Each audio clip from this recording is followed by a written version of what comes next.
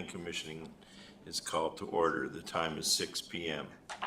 Before we begin, commissioners, please put away cell phones. If you have personal business during the meeting, please move for a recess. If you are participating telephonically, please mute your phone unless you are speaking. Also, when speaking, please state your name for those streaming the meeting. As a reminder to attendees, this meeting is being streamed live. The camera is located in the back of the council chambers above the clock. Clerk, will you please call the roll? Thank you, Commissioner Seals. And we'll go right to you. Commissioner Seals? Present. Commissioner Schaal? Present. Commissioner Stafford? Present. And we have seat A and seat C are vacant. And Commissioner Seals, you do have a quorum with Commissioners Seals, Schaal, and Stafford present, and Stafford is participating telephonically. Thank you. Please stand for the Pledge of Allegiance. Erich, would you please lead us in the Pledge of Allegiance? I pledge allegiance to the flag of the United States of America and to the republic for which it stands, one nation, under God, indivisible, with liberty and justice for all. Thank you. The first item of business is approval of the agenda. Before changes are discussed, are there conflicts of interest to declare? If the commission would like to discuss anything under the consent agenda, such as the minutes, they need to be pulled and put under new business at this time. Are there changes to the agenda? Hearing no changes to the agenda will stand as presented unless objection is raised.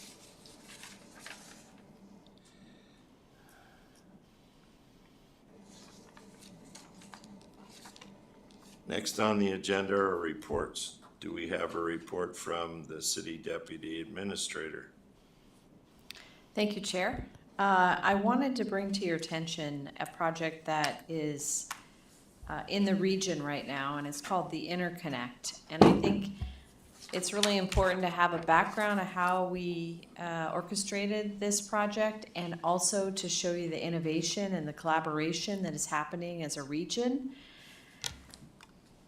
This project is a connection of the city water systems, but it's actually 3 projects in one. And so you have the Palmer-Wasilla System Interconnect, and that is the comprehensive project that is being managed by the city of Wasilla. You have the trunk road booster and the PVR station construction, and that's the pressure and the requirement for the engineering to allow the pressure to happen. And then project 3 is the Old Matt Road booster and the PVR station construction. So it's really 3 projects. And what we wanted to demonstrate with the help of our Director of Public Works is the mapping that we, maybe 3 years ago, signed an agreement with the borough to share some of their tools, and to show how the access to those tools can bring this project really into a whole nother conversation that the city is managing. So I'd like to turn it over to Public Works Director Erich Schaal. Thank you. Thank you, Commissioner. So, as Deputy Administrator Nygard explained, this is a really exciting project to pair with the borough and the city of Palmer. Water and its reliability is extremely important to all civilization, and the city of Wasilla's water distribution and water pumping system is pretty diversified, but we rely pretty heavily on one well.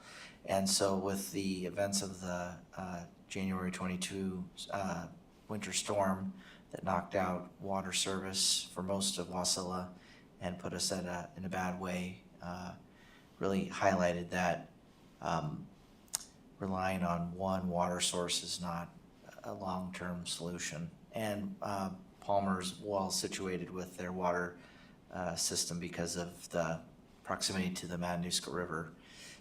So I'm gonna walk you through some maps. I need to make sure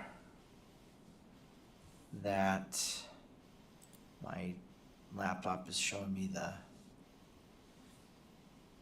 let's see. I think it's still in double screen mode. I just need to figure out how to get it to. I think it's mirror. Is it mirror? If I go to settings, oh, maybe I go to this. Do type in display. Yeah, display settings. Uh-huh. Yeah. You can just type in display right there. We had this issue last night, so. It's coming up on the wrong. I'm gonna unplug the screen for a second.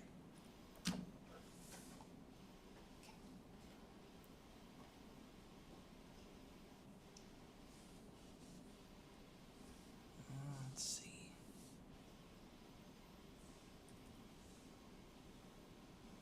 Now I don't even have a cursor. Do you want to grab a mouse? No, I have one right now. Okay. Turn that off for a second. I do need it to tell me why it's not.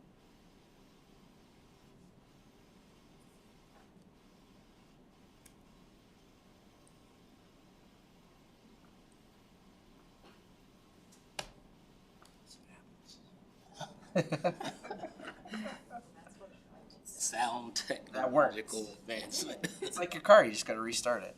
All right, here we go. This fits directly into my world. All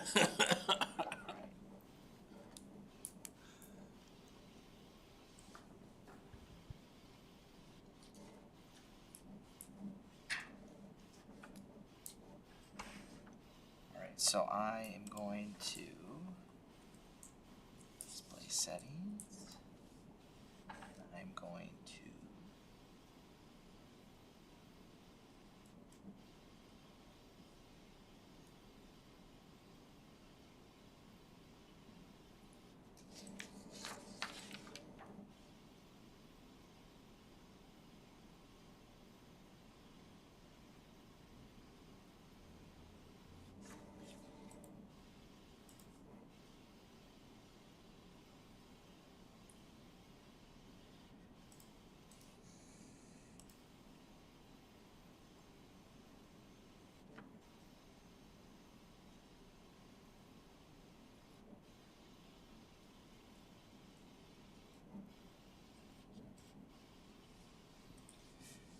make this work.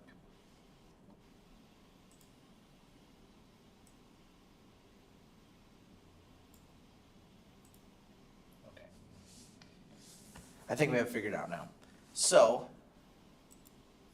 the first thing I wanted to just highlight is that not only have we signed a MOA with the borough to get support from their amazing GIS department, we've also purchased our own GIS license as well, so we can have consultants working for us on multiple projects at the same time.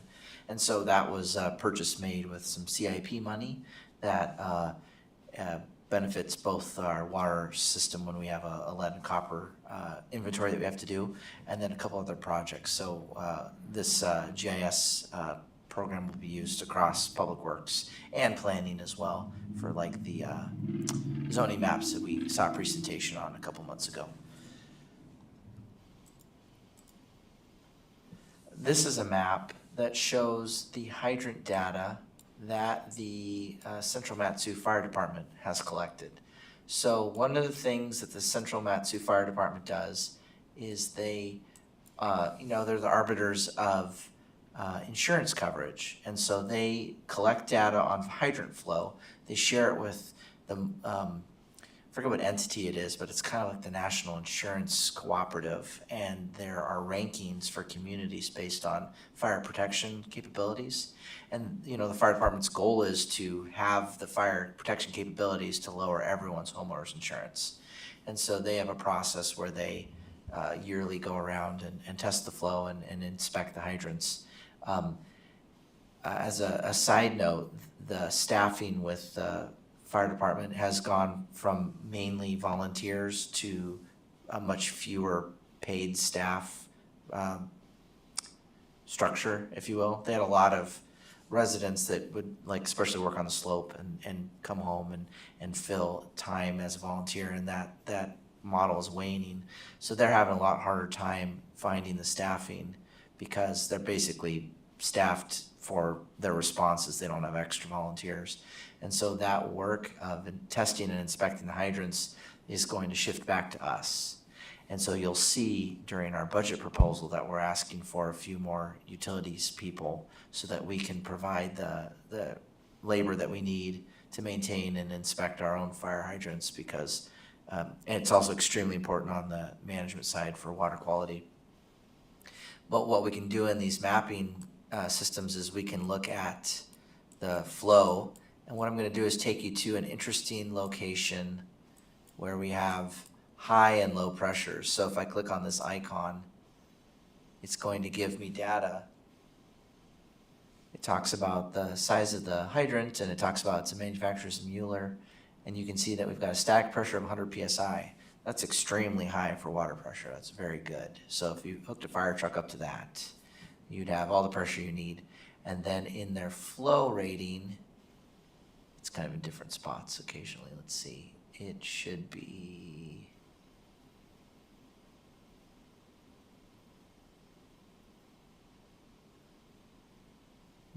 This one doesn't have that. If I jump down to this one, next street over, it's in a different pressure zone, so it's only at 36 PSI, so that's a very different pressure level. You can see that this hydrant flow was at almost 1,000 gallons a minute, so 919. So those insurance systems will look at the flow and they'll look at the volume that, or the pressure, and give a ranking. And like I said, the fire department's goal is to always increase that ranking so that people's insurances, business insurances, go down. So you can see that from the fire side, always having the water that you need is most important, and especially in emergencies, you want to make sure that your system's robust and reliable. Are there any questions about this mapping before I move on? Difference between the red and green hydrants. That is an icon on when they were last tested, but there are some, so green is last year or this year, 2024. But I've noticed that some of the data has been updated, but the icon didn't change color. So those are those housekeeping things that need to happen. Because this is a borough map, you can also see that Settlers Bay has some fire hydrants, and that they have some of the Palmer hydrants mapped, but not all of them. And then this is an important topic to think about, or a location. This is the hospital at Trunk Road. And so you can see that the Palmer water system makes it to Trunk and the Parks Highway. And so we're going to talk about that in just a minute. The next map that I want to show you is a planning map that the borough has helped us put together for the Palmer-Wasilla Interconnect that we talked about. So this map is highlighting the quantitative differences between alternative 1 routing, which is going up Bogard and hitting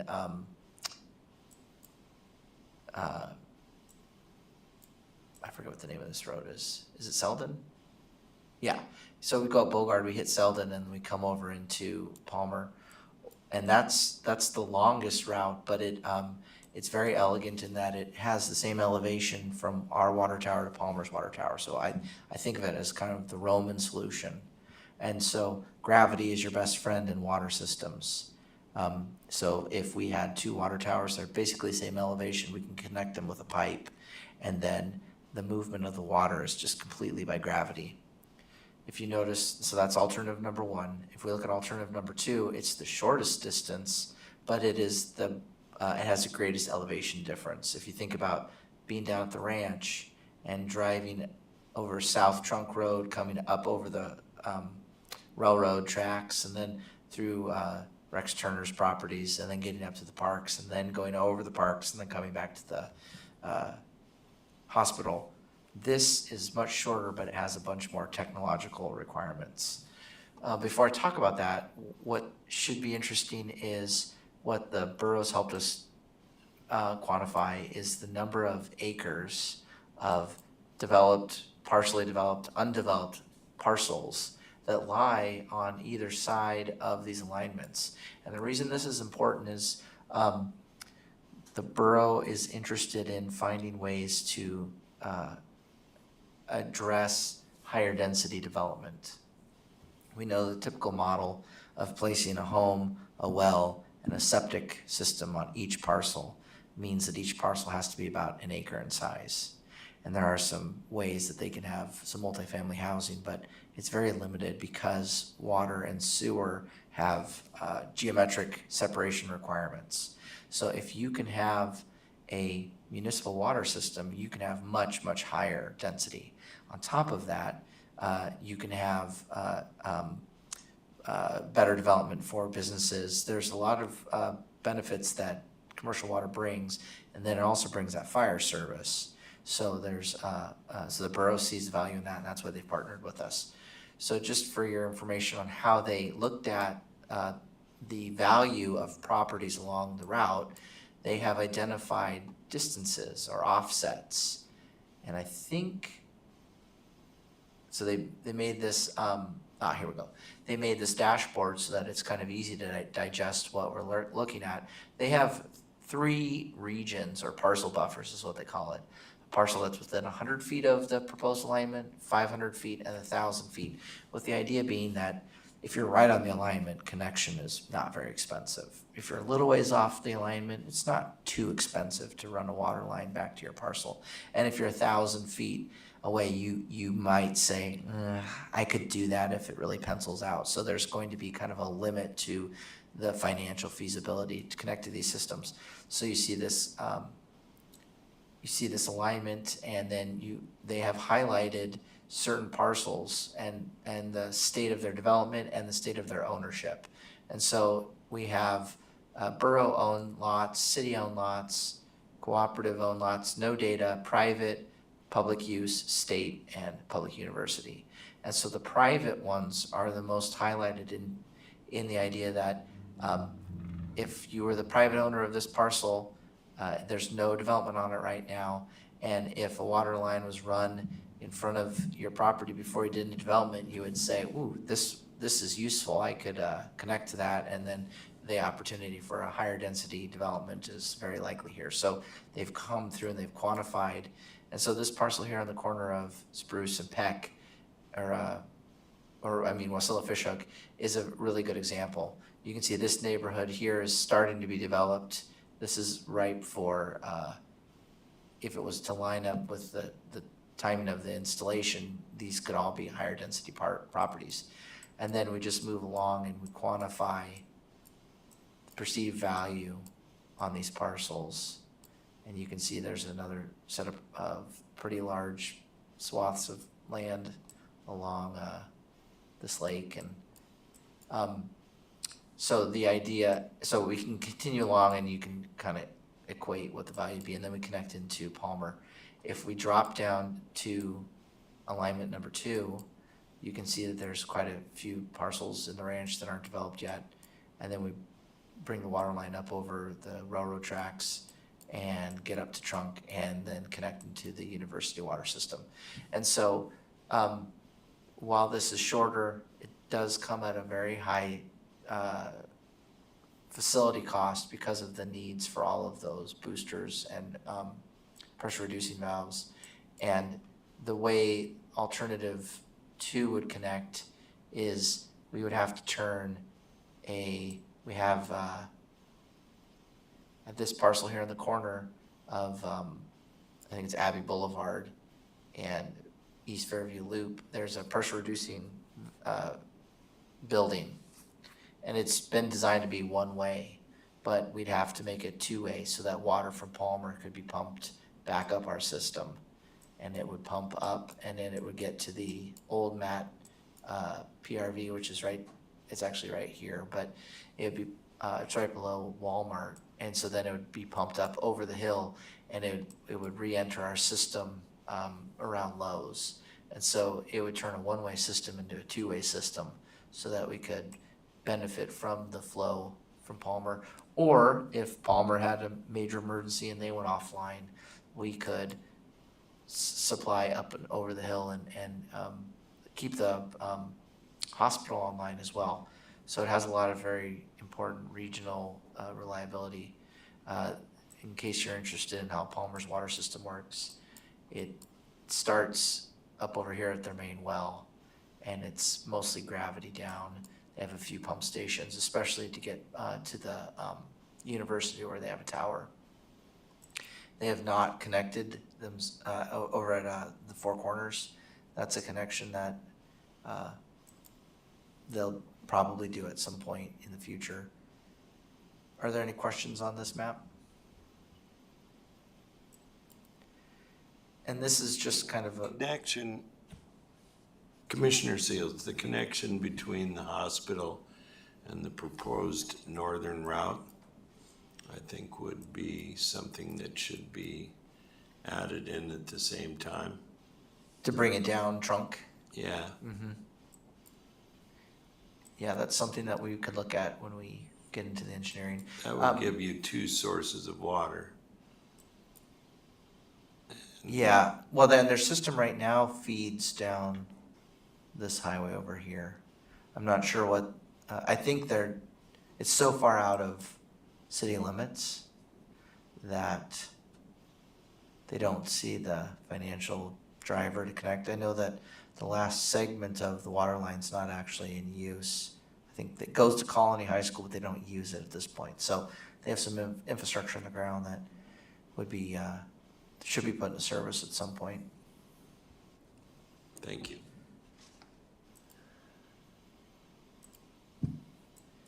I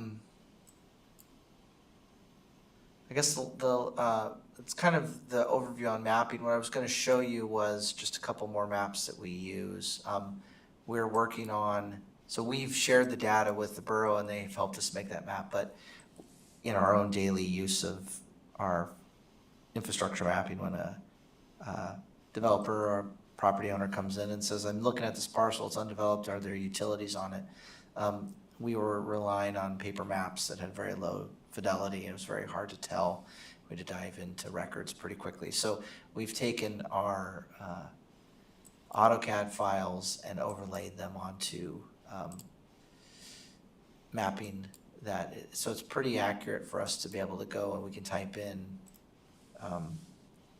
our address and see if there's a service nearby.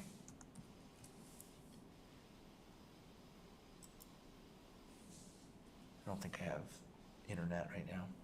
But I was trying to type in the city's address, the City Council Chambers. And it would take us to the parcel here. And we could see that we have water and sewer.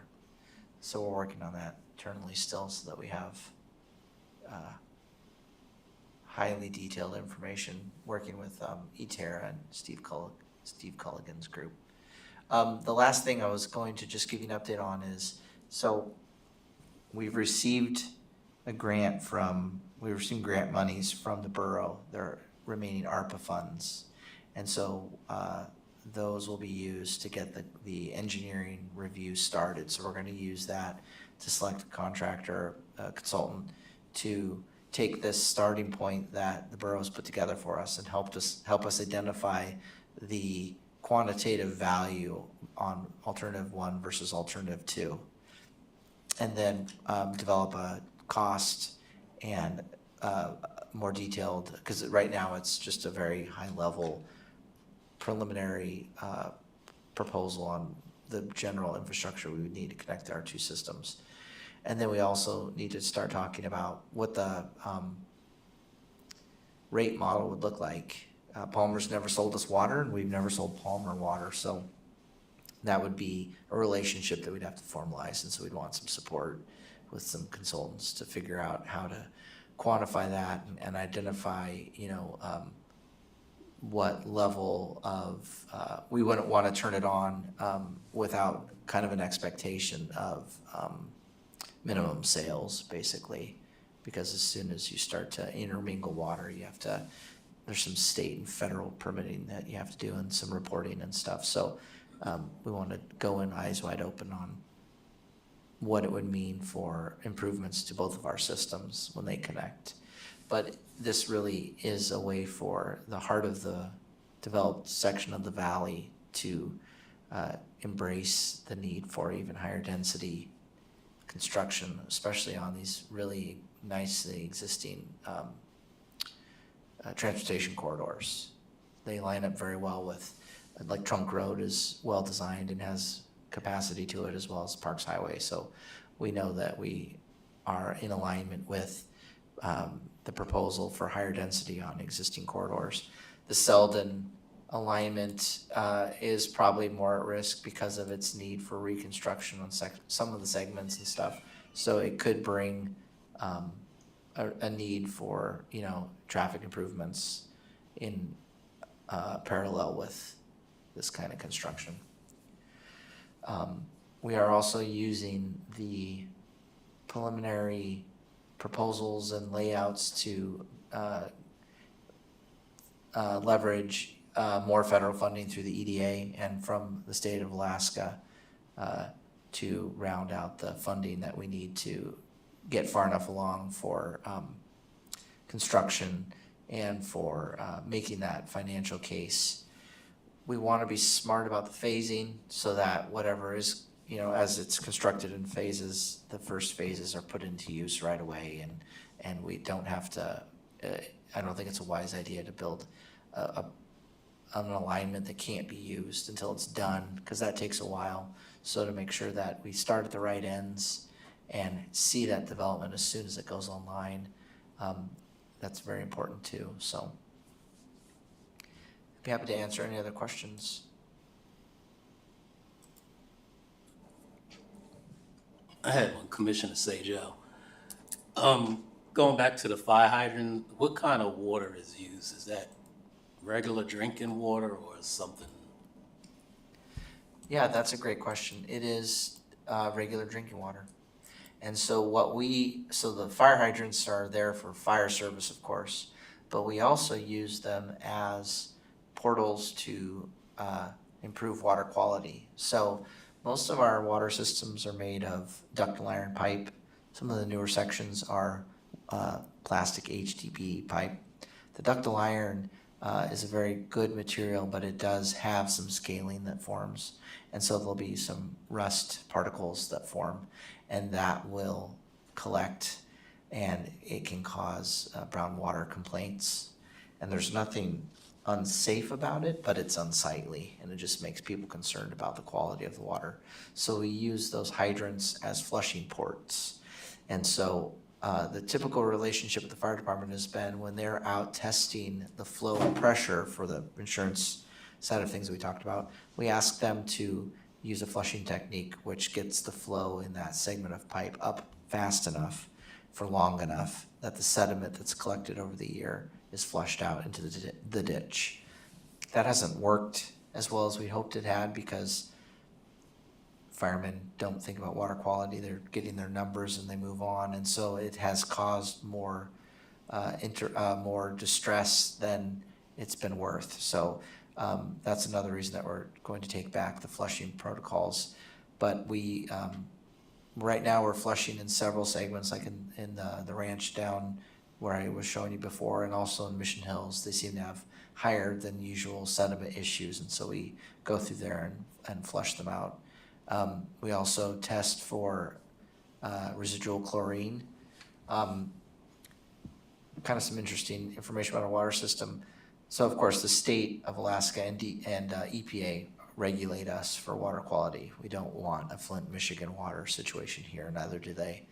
And so because we use groundwater, we pump it out of wells. We do BACT tests to make sure that there isn't a bacterial contamination that might make people sick. We don't have to chlorinate, but we choose to a minimum level so that there is a residual amount of chlorine in all of our water that can combat a bacterial contamination that might enter because of a low pressure event or a leak that we don't know about. And so that's something that we maintain at all of our sites, is that we daily check the residual chlorine, and it's there. You can think of them as your little white blood cells floating around in the water system that attack any contaminant, any biological contaminants that it finds. So if we had a higher chlorine count like other cities do, then you are usually required to have a flushing protocol where you run that water through a dechlorinator, but we don't have to do that because we keep it as low as possible.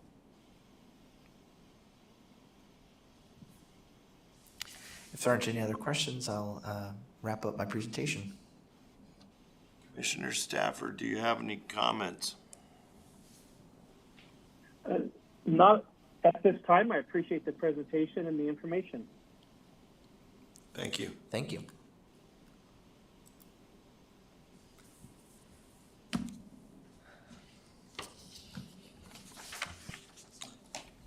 we have a city attorney online? Okay. Next item on the agenda is the public hearing. We do not have any items scheduled for the public hearing, so we move on to persons to be heard. We are now at persons to be heard. A time for members of the public to share their views with the Planning Commission. This is not a question and answer period or a time for dialogue. Speakers may be referred to administration, or issues may be raised, may be taken under advisement by the commissioner or administration. With no one wishing to speak, the next item of business is the consent agenda. Madam Clerk, please read the items for approval under the consent agenda into the record. Thank you, Commissioner Seals. Tonight on the consent agenda, we have the minutes from the regular meeting of March 26, 2024. Is there a motion to approve the consent agenda?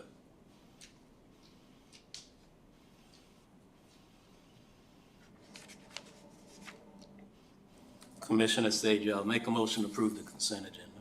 Is there a second? Commissioner Stafford, I second. It has been moved by Commissioner Sajal and seconded by Commissioner Stafford to approve the consent agenda is read. Is there any objection? Hearing none, the motion is approved. There is no new business or unfinished business, so we'll move directly to communications. Next on the agenda is communications. Are there any comments on the communication items as presented?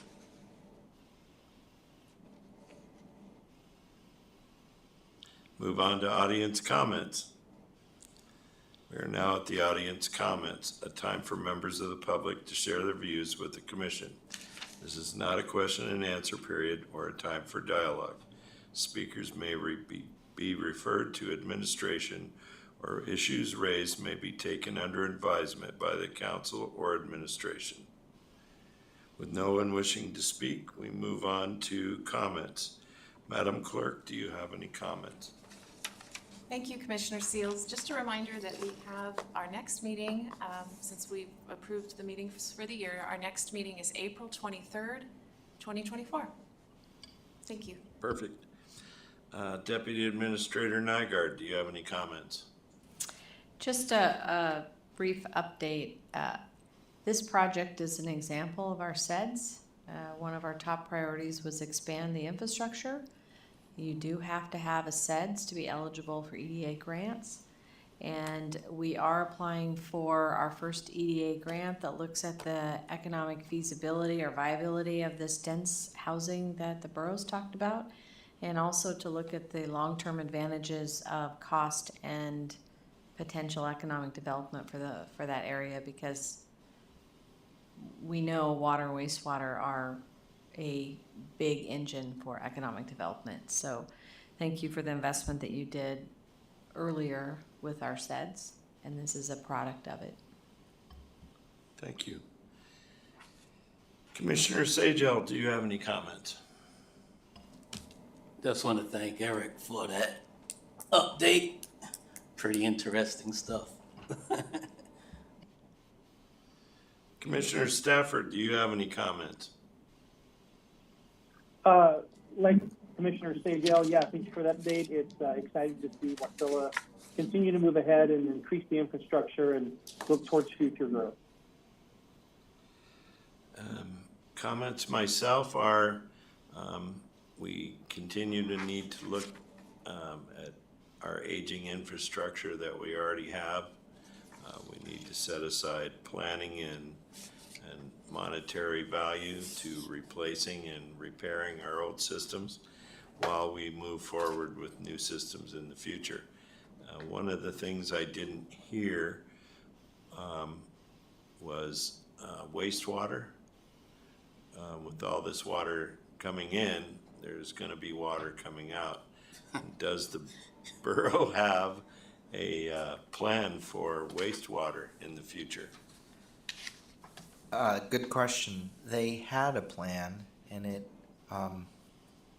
was going to be more of a septic treatment facility, and my understanding was it was going to be located where the dump is, and that has ceased to be a priority to them. So there is a working group that's hosted by the borough. My deputy public works director sits on that, and there are a couple other stakeholders. So there's been a master plan out there for quite a while, at least 20 years. It gets updated every so often. But our understanding is the borough doesn't see themselves as being the responsible entity for that. So it's something that we already need to plan for. We are unable to pump about half of our septic tanks because of their size and the limited size of our septic facility. And so it's a wise idea for us to plan for our future growth, but also say, if Anchorage stops taking it, what should we do? And so that's one of the broader planning opportunities that we see is planning for extra capacity in our expansion so that we can provide that coverage if we have to. Thank you. If you could share with the commission when those meetings are happening and if they're open to commission members of the public, that might be something interested we might want to attend. I'd be happy to let you know what the next meeting date is. Thank you very much.